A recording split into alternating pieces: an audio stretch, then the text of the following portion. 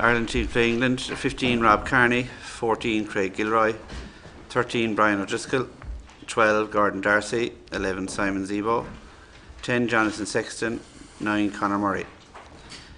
Front row: Cian Healy, Rory Best, Mike Ross. Second rows: Mike McCarthy and Donica Ryan.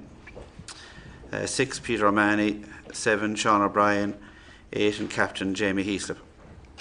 Replacements: Sean Cronin, David Kilcoyne, Declan Fitzpatrick, Donica O'Callaghan, Chris Henry, Owen Redden, Rowan O'Gara and Keith Earls. Declan, obviously everybody is fit. Were you tempted at all to change it up? Did you look at any areas? We did. We took a look at each position. Obviously, there was a lot of hard calls going into last week, and then when some guys came on, like Chris Henry, obviously came on and had a great stint there in the last 30. Other lads, Fergus, Luke have been training really well as well then too, so it's quite difficult to leave them off. And but the minute you start mentioning names, it's like you didn't look at all of them. So we did what we usually do. We took a look at each position, but we didn't actually do it in the collective. We did it individually, and ended up then with the same team as we had the last time. There's a lot of talk about the physical toll of last weekend. How have the players recovered? Yeah, pretty well. They're really professional now, and even in the dressing room straight after the match the last day, they would have been getting in the carbs and all the things that they do. And we would have travelled home on Saturday night and rested up then. So we took 48 hours after the match and did a bit, and then we've tried to tone down training a little bit. It's difficult when they're as eager as they are, but also in terms of a plan, you need to take a good hard look at it, because we need to be smart in the way we play, and what might work one week wouldn't necessarily work the next week. So it takes a little bit of time to put that detail together also. Obviously there's always a lot of hype before an England game, and this has already been talked up as a title decider, but it is a huge opportunity. I think we're all about who we're playing, not what's what's potentially there, a couple of games down the line or whatever. So we're quite focused on the task at hand, which is England. We've looked at them, the November series, their summer tour, and the game last week, and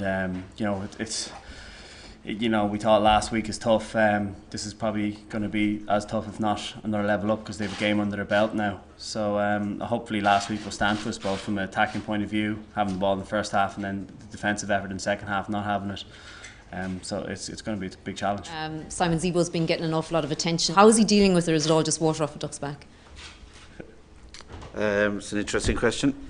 No, he's dealing with it very well. Just getting on with his job, in fairness to him, and there hasn't been a sign of a bit of difference. He's been on the job since we came in on Monday.